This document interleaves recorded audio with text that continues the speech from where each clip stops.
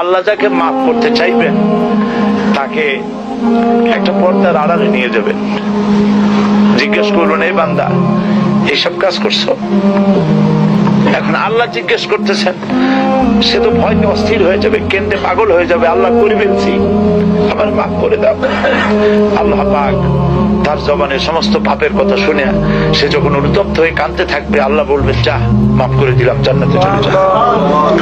এইটা হচ্ছে হিসাবে ইয়াসির। আল্লাহুম্মা হাসিবনি হিসাবান ইয়াসিরা। কাবা শরীফ মানুষ যখন তাওয়াফ করে, এই তাওয়াফের ষষ্ঠ তাওয়াফে একটা দোয়া আছে। এই দোয়া আমি যখনই পড়ি আমি চোখের পানি রাখতে পারি না। ষষ্ঠ চক্কর একটি দোয়া আছে, দোয়াটা হচ্ছে,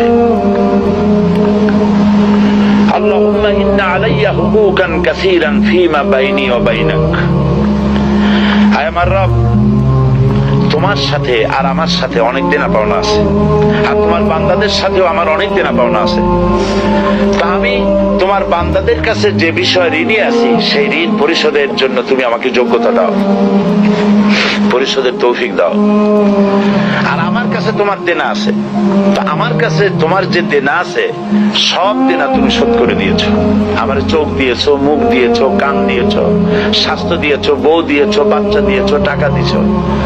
আমার কাছে সৃষ্টি করে তোমার যা দেনা ছিল তুমি সব তো শোধ করে দিয়েছো, কিন্তু তোমার দেনা তো আমি কিছুই শোধ করতে পারিনি। তোমার দেনা আমার শোধ করার একটা পথ আছে মাবুদ, সেই পথটা হলো তুমি আমার মাফ করে দাও।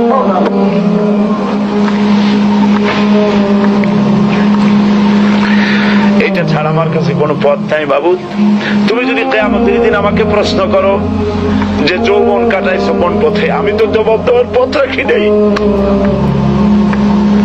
আমি তো আমার যৌবনকে নষ্ট করে ফেলেছি।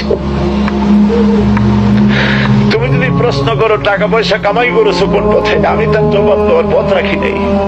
যদি প্রশ্ন করো কোন পথে খরচ করেছো, আমি সেটারও পথ রাখি নাই, নষ্ট করে ফেলেছি। তুমি আমাকে ক্ষমা করে দাও। সেজন্য আল্লাহর কাছে দোয়া করতে হবে,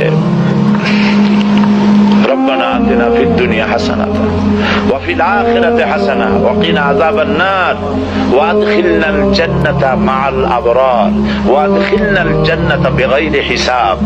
আল্লাহ, তোমার নেককার বান্দাদের সাথে আমাকে জান্নাত দিও, আর তুমি দয়া করে কিয়ামতে আমার কোনো হিসাব নিও না।